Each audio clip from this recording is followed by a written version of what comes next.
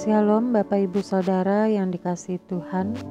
Firman Tuhan pada hari ini kita terima dari Zefanya 2 ayat 1 sampai 3. Bersemangatlah dan berkumpullah hai bangsa yang acuh tak acuh, sebelum kamu dihalau seperti sekam yang tertiup.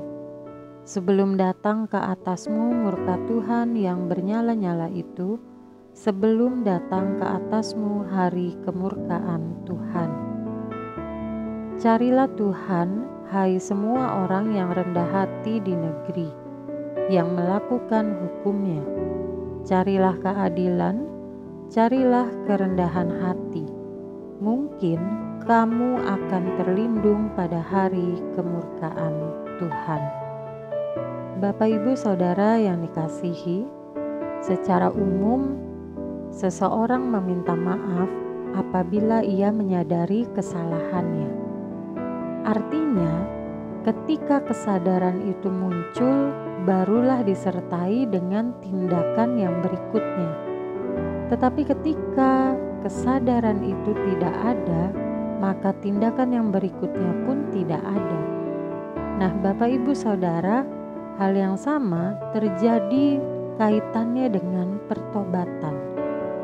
Pertobatan baru akan bisa dilakukan apabila kita memiliki kesadaran bahwa kita ini manusia berdosa. Tetapi pertobatan tidak akan pernah dilakukan ketika kesadaran bahwa diri kita ini berdosa memang tidak muncul.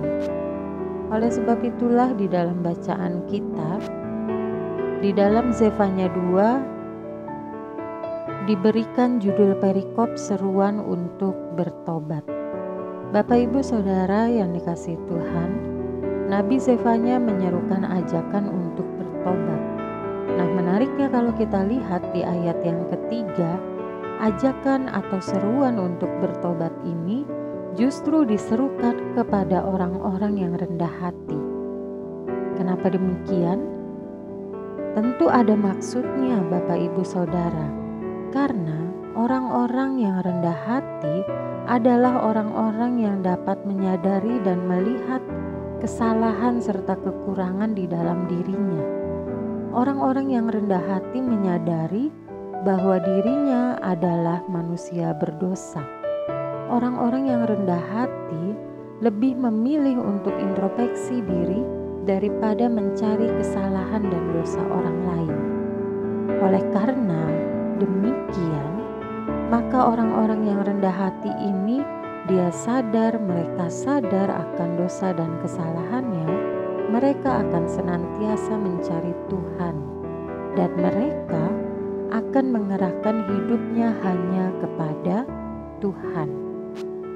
Nah, oleh sebab itulah Bapak Ibu Saudara, ketika seseorang sadar bahwa dirinya punya kesalahan, bahwa dirinya punya dosa, maka kesadaran itulah yang akan mendorong orang tersebut untuk melakukan suatu tindakan, yaitu pertobatan. Sama halnya tadi, meminta maaf adalah tindakan yang akan dilakukan ketika seseorang menyadari kesalahannya. Tanpa kesadaran tidak akan ada tindakan yang berikutnya. Jadi mari Bapak Ibu Saudara yang dikasihi Tuhan, biarlah kita menjadi orang-orang yang rendah hati, yang mau melakukan segala perintah Tuhan, yang mau mencari keadilan, yang juga senantiasa melakukan kebaikan seperti yang Tuhan perintahkan. Sehingga ketika kita menjadi orang yang rendah hati, maka kita akan senantiasa menyadari dan introspeksi siapa diri kita, dan kita tidak pernah melupakan Tuhan di dalam setiap langkah hidup kita. Tuhan